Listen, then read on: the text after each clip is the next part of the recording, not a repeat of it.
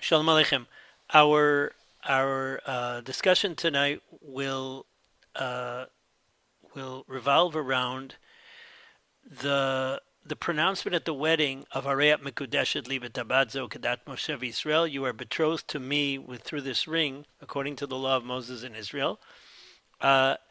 Two interesting cases where a wedding took place and it was not said, and the with shilas and shuvas, so there's different things that are interesting, curious, that caught my attention.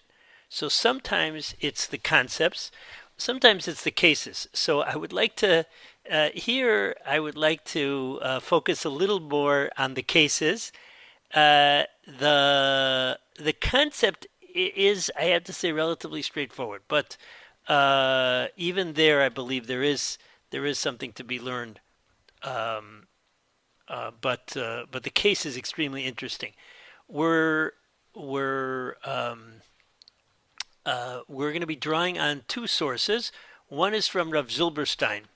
Rav Zilberstein, he should live me well, is a son-in-law of Rav Yashiv Zatzal, and he is a magnet for some extremely interesting shilas that come up. Um, this particular um, this particular tshuva we're going to be dealing with was written up by a grandson of his who put together a pamphlet or a booklet about the size of a soft cover of a relatively small soft cover book called Sha'alavicha, and it includes within it some shilas that his grandfather dealt with, including the one we're going to be learning, and some discussions he and his grandfather had.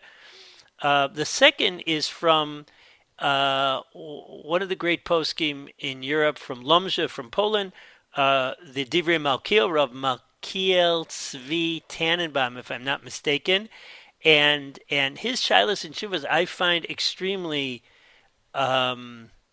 interesting and engaging, and also uh, uh, uh, intellectually alive, and very you see a person swimming in Torah. I don't know. That's the way. I don't know how to put it. Um, so I like to draw on both of these. Both of these. Now, here's our first source.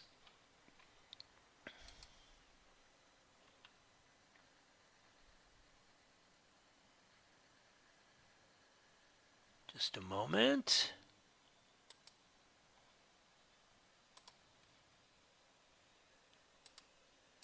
Here we are.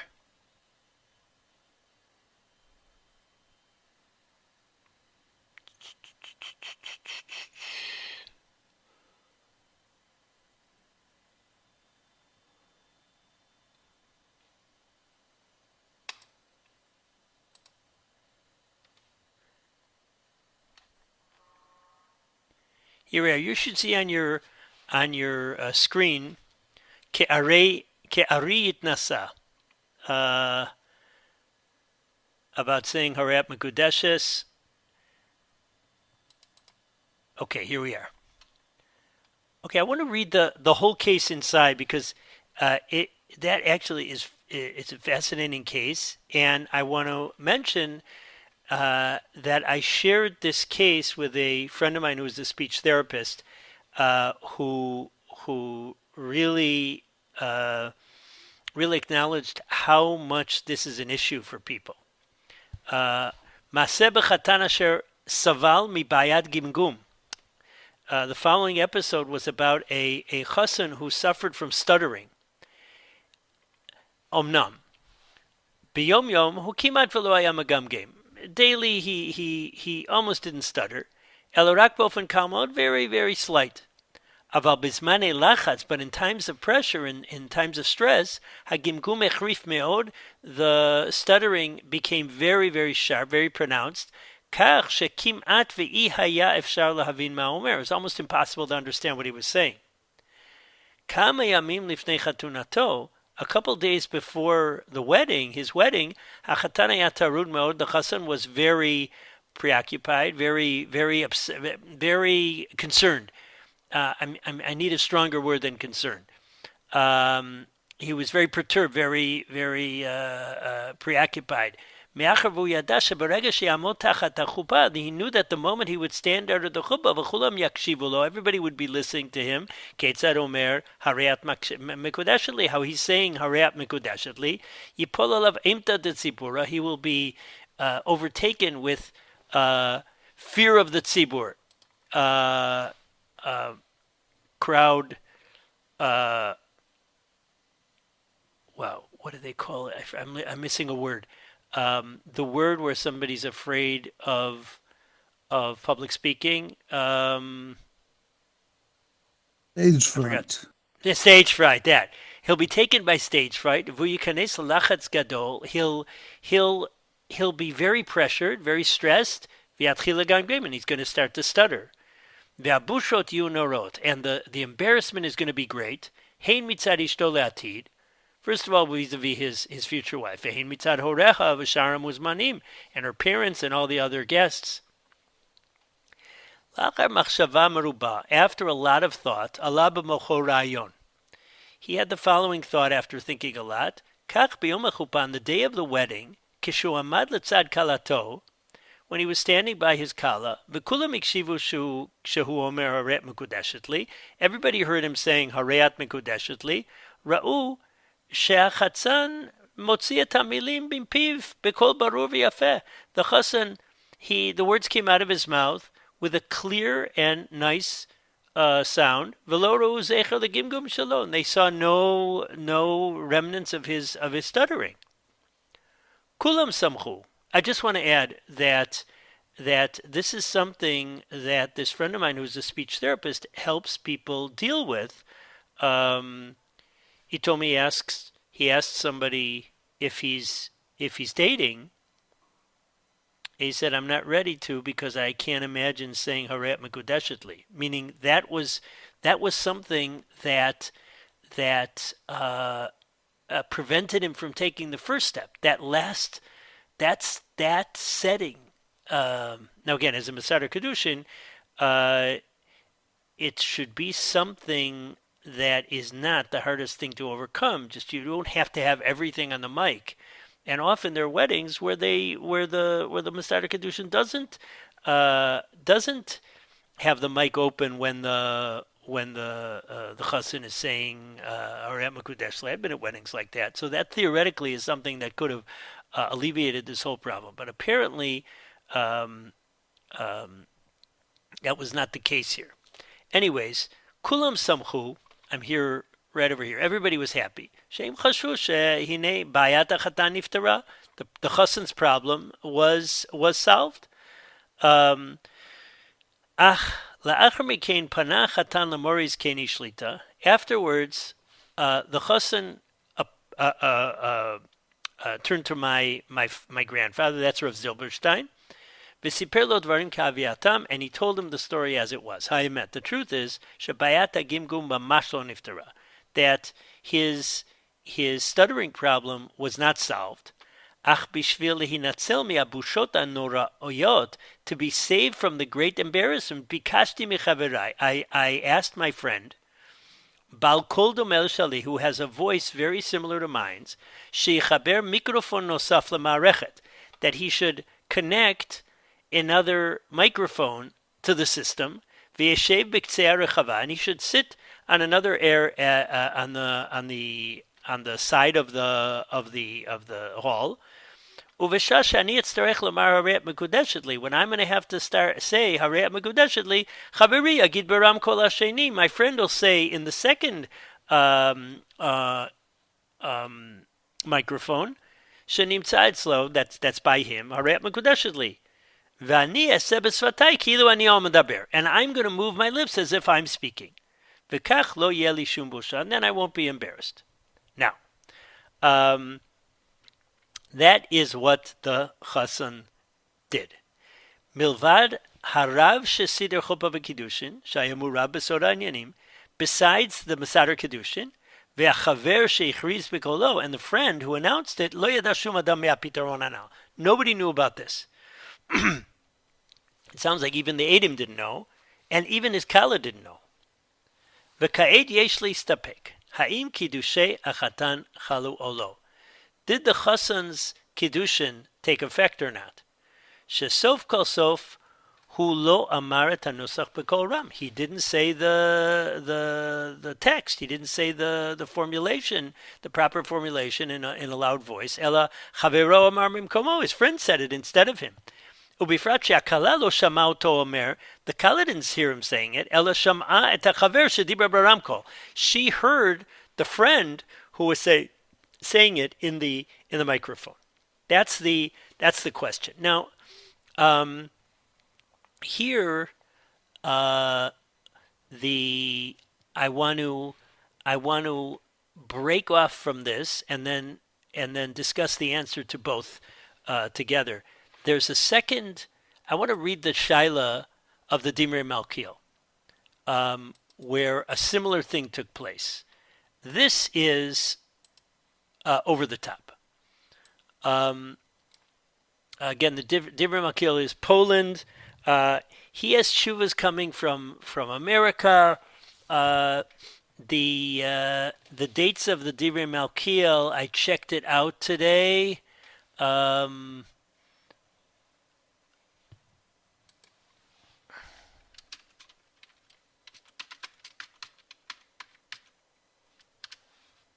Yeah, Rabbi Malkiel Tzvi Tannenbaum.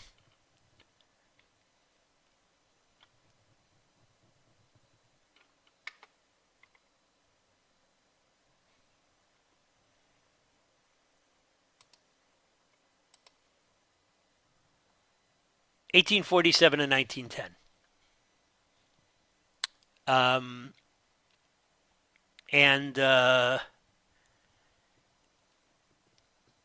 Learned in Volozhin, learned in Aishashuk, but then he became the Rav of Lomzhe, which was a very important rabbinical position, and he was there the Rav for 23 years. So his tshuva, his Sefer Shalos and Tshuvas is Divrei Malkiel. Now, so back to the Divrei Malkiel. So the Divrei Malkiel says as follows. This is Siman Kuf Mem Vav of the third section of the Sefer. Al Davar Ha'ish Shehu Itim Chalim Ve'itim Shota. The question is about a person, a man who is sometimes healthy, meaning he has all his faculties, Ve'itim Shota, and sometimes he's Shota. Now, Shota means crazy, deranged. Now, this tshuva, by the way, is an important tshuva. It's an important responsum for the topic for defining what a shota is. We're not going to focus, though, on that section. When he's healthy, he's not 100% healthy. He got preoccupied and he got rooted with the thought. He's stuck on the thought shehu gadol mikol b'nei doro, that he's greater than everyone in his generation. Ve'ein ba'olam davar kazeh she'aroi shehu yachzik kedu biyado. There's nothing in the world that is fitting for him to hold it in his hands. Ve'einu ochel, he doesn't eat ad she'yasimu l'toch piv, until they put it into his mouth. Ki omer she'akaf ve'amachalo zachu she'yachzik oto biyado, that the spoon and the food didn't merit to be able to be held in his hand. He doesn't get dressed by himself, because the clothing is not worthy of being in his hands. And he says, based on his level and his wealth, Lo yaseh shidduch b'pachos mi-mea elef rubel kesef. He won't make a shidduch for anything less than 100,000 rubles, nedunya, or a dowry. V'im miyuchesed, and it has to be a woman who is of a very important pedigree. V'gam sach zeu kain, and even this amount is like nothing. Ve'od kodem nisuin haya mitgaeh ma'od. Before he was married, he was very arrogant. V'haya omer shekol ha'gaonim hema amei haaretz kenegdo. All the gaonim, they're all amei haaretz. They're all boors compared to him. Ve'abayit v'asafsal shehu yoshev sham, and the house and the bench that he sits on, yesh lam hayedei zeh zchut gadol b'shamayim. They have a great merit in heaven. Now, he got married. Before he went to the chuppah, shamu shamar shebavayit choshech. So they heard him saying, "There's darkness in the house." Okay. Uveshat kiddushin lo amar Harei Mekudeshet. At the time of kiddushin, he didn't say Harei Mekudeshet. He didn't say the formula of, "Behold, you are betrothed to me with this ring, according to the law of Moses in Israel." Kain maginim eni kiddushin. That's what the witnesses say. That's what the witnesses of the kiddushin say. Ve'achar kach nitgaber shigaono b'midat hagava. His craziness in his arrogance got even more pronounced until he reached the level that we mentioned before. There's times that he's just totally deranged. And they have certain times. There's certain times when he is coherent. And now he's addressing the Rav who asked the Shaila. Lahodio dati, to tell him my approach. If he's able to divorce his wife, who wants a divorce, when he is coherent. He's not going to take the get in his hands, which is the standard way of giving a get, because the get is not worthy of being in his hands. And he's not going to say the text that the Beit Din says. He's going to say that's beneath his dignity. They're going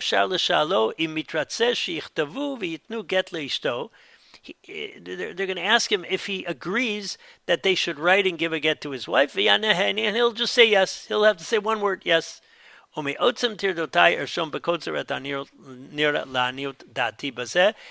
because I'm preoccupied by so many things, again, the Rav of a big city like Lamza, along with writing his forum or whatever he does, and a big tzaddik.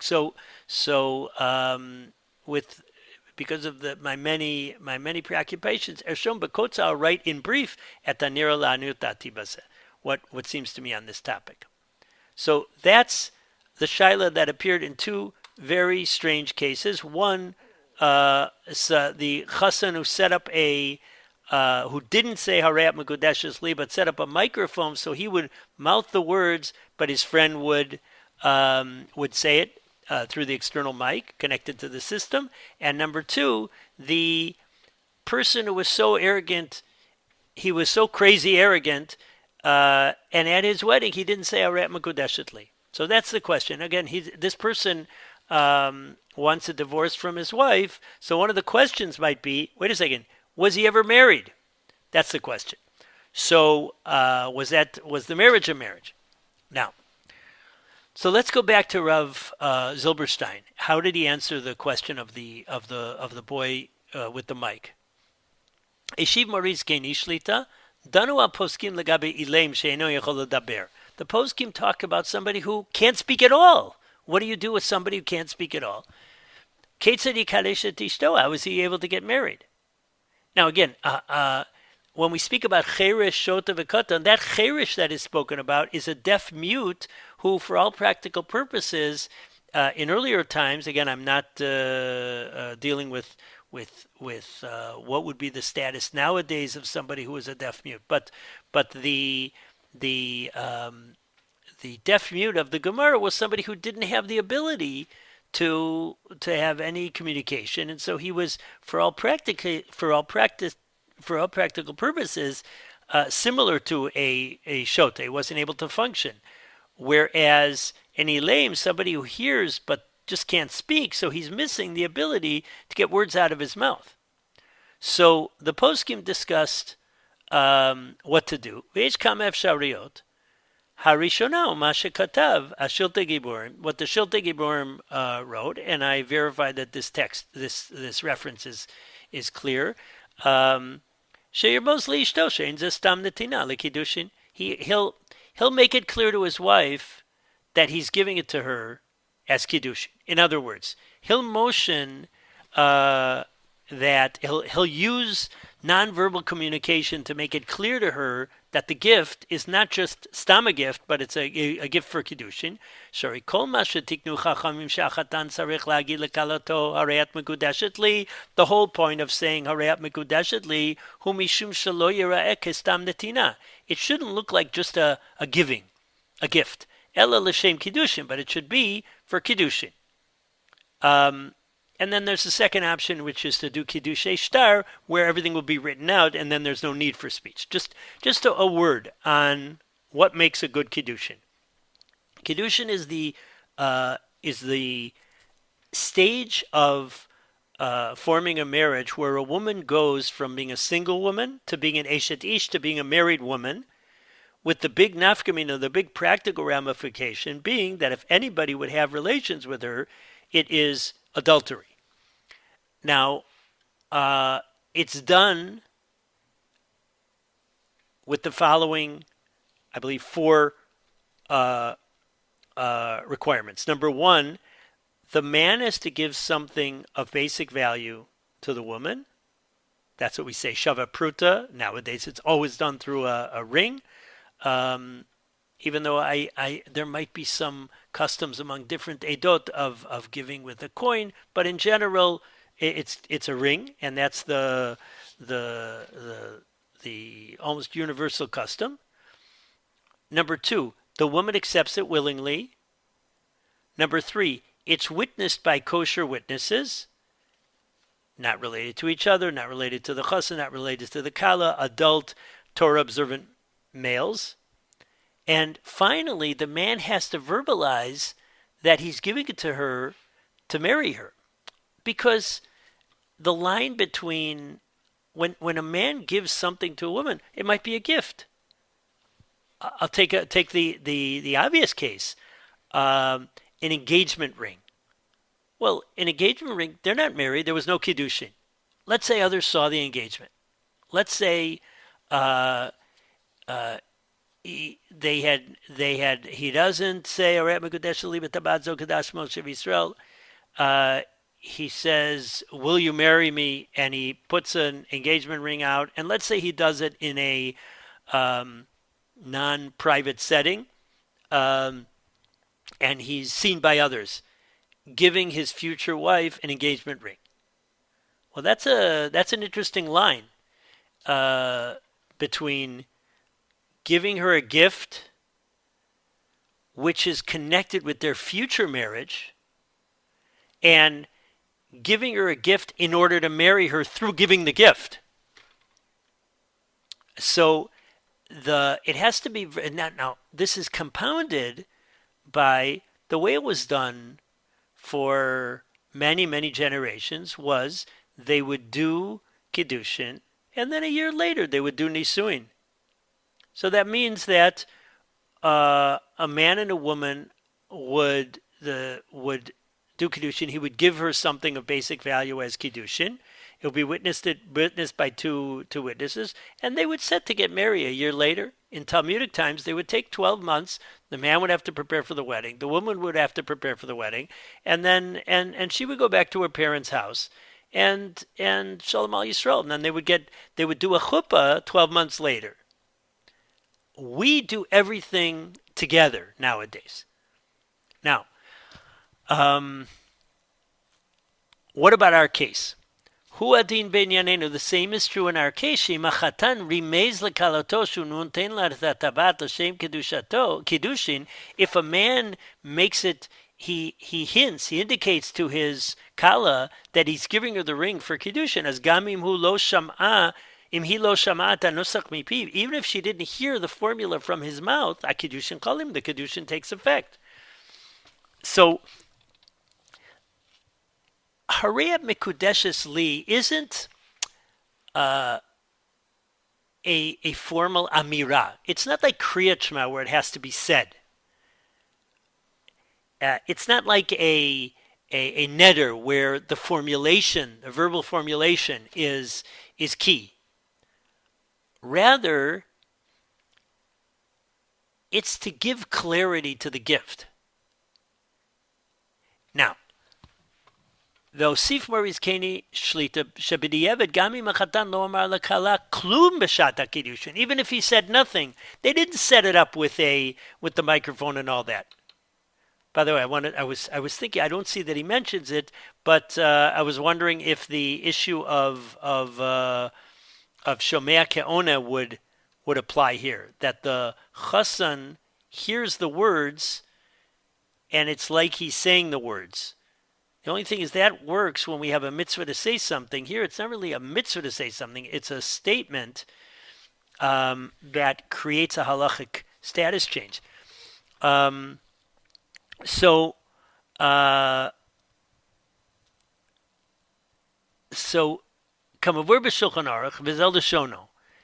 Im hayam medaber. This is a Gemara and Kiddushin Davav, which is based on a Mishnah in Meiser Sheni, Perek Daled. If he was speaking to her first about marital matters, and he gave it to her even without saying anything, it's Kiddushin. They're still involved in the same topic. So what would be in a case in Talmudic times? Let's say a man and a woman are talking about the fact that they're going to get married, they're going to set out, they're going to get they're going to set up their house. She's going to say her father's a rich man. He'll give a wonderful dowry, and they're talking about where they're going to live and where they're going to raise their kids and you name it. And in the process of this whole discussion, which does not include the words Harei Mekudeshet libet abadzo kedat Moshe Yisrael, he gives her the ring. The witnesses are watching this whole thing and listening to everything. It's very clear that they want to get married because they're talking about their marriage, and it's like again, the terminology is all topsy-turvy in modern Hebrew, but a couple that we call an engaged couple, and they're talking about their future marriage. And they're talking about, all the things that they're going to be doing. So their speech makes it clear that when he's giving that ring, again, even in Talmudic times, if it was a year before the chuppah, so he's giving it to her for the sake of marriage. Now, because of Bishut Divrei Malkiel, and the Divrei Malkiel and the Shilos and Shuvah says, She'ein lecha osek oso inyan yoser mizeh, she'midum tachas hachupah virchu berachos dirusin, o bevadai have kiddushin. You can't get more clear cut that this is a gift of a ring for the sake of getting married than the case where they're sitting together under the chuppah. Let's let him say it in his own words. The fact that he didn't say Harei Mekudeshet, again, this is a very complicated tshuva because he brings in quite a few issues.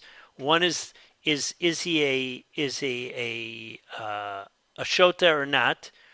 And the definition of a shota, was the kiddushin a kiddushin or not? Do we apply? There's a whole discussion of chazakas of do we say that he became a shota at an earlier stage? There's a whole discussion, but we're just focusing on this one section.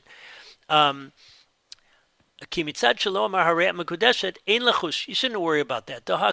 We hold b'kiddushin davav sheba'asukim b'oto inyan have kiddushin, that if they're involved in talking about the topic, it's kiddushin. Even though he didn't say anything at the time of the giving. V'chein kaimelan b'simen chaf zayin sif aleph. V'after bayinan sham shiyuedim shedibru ima kol panim lefanei miskei kiddushin ein sham b'achronim. We have to have witnesses that they were talking about marriage. V'hacha efshar she'enim elzeh. Maybe there's no witnesses about that. Mikomakom, and here's the key line: Ein lecha osek b'oso inyan yoser mizeh. There's nothing more being involved in that topic than than standing under the chuppah together. That's clear that they're involved in a marriage experience.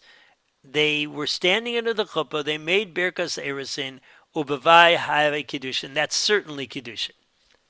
Um, Now he really probes this because he says, let's say he said explicitly he's not interested in marrying her. Well, after the fact, meaning he says, "Oh, I never really intended to marry her."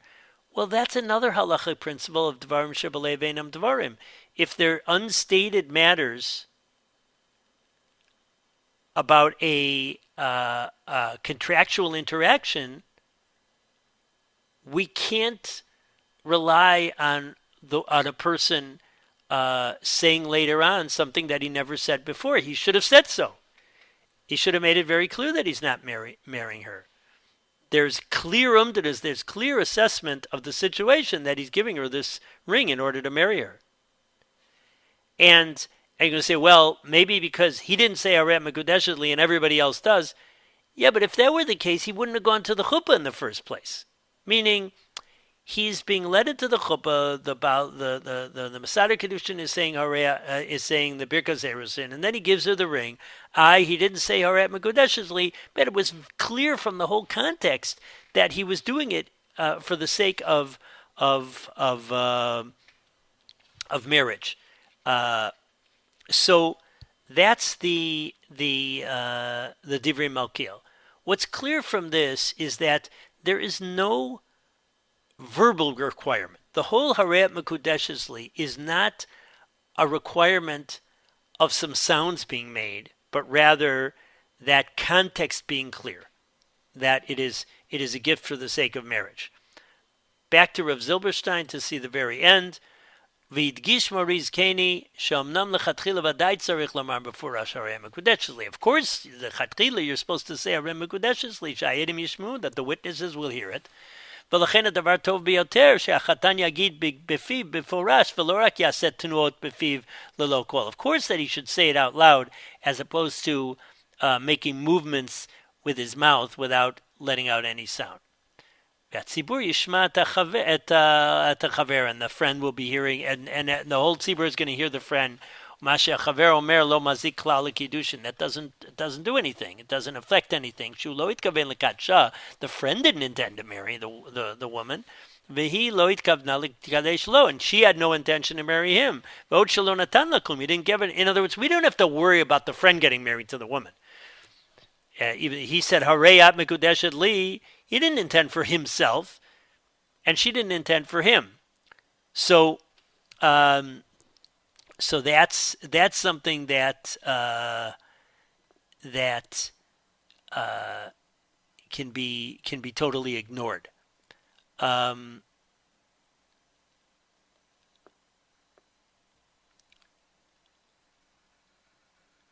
He says something very interesting in the footnote, and we'll leave it at that.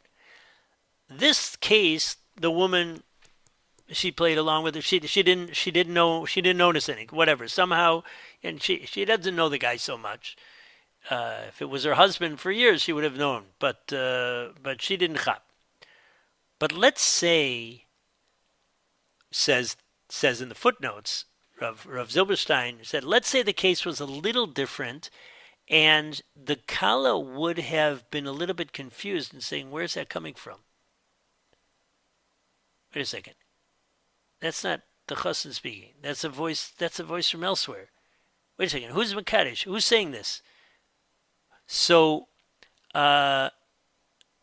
even then, would the Kiddushin be Chal? She didn't exactly understand who is doing the Kiddushin, who's speaking. So, on the one hand, she sees her future husband giving her a ring. She and her future husband are standing under the chuppah. When she feeds the voice, let's say she's got a very keen ear, and she realizes that he's only mouthing the words, and she's hearing it from the from the microphone. She's not hearing it from him as she would have expected. So he says something extremely interesting, Rav Zilberstein. Uh,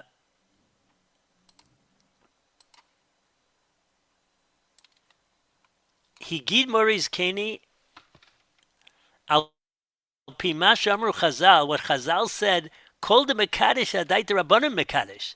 Anybody who does Kiddushin does it with the intent that it should be according to the way the rabbis want the Kiddushin done. Now, the standard understanding of that Gemara is Chazal, that anybody who does Kiddushin does it according to the rules of Chazal, and that's important. That's relevant for situations of where Chazal rabbinically considered a marriage not in effect. But here he's applying it in a much more local way. Klomar shemikevan sheyesh rab mesader kedushin, v'hu iskim lefitron anal. There's a mesader kedushin. He knows what he's doing. He agreed to this whole thing. Upikeach al kach mibchina hilchatit, and he supervised it halachically. Memela gam Chatan ve'aba gam hakala kivnu al dato. So the chassan and the kala are also agreeing or intending to what the mesader kedushin intends. V'kitshu al dato, they did it relying that he's going to do it in a way that everything will be fine.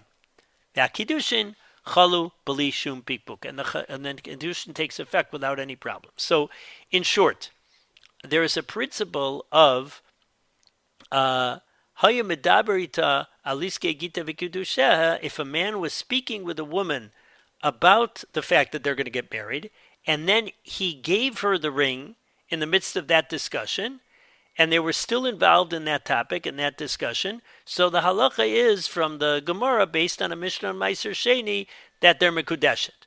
He doesn't have to say anything then.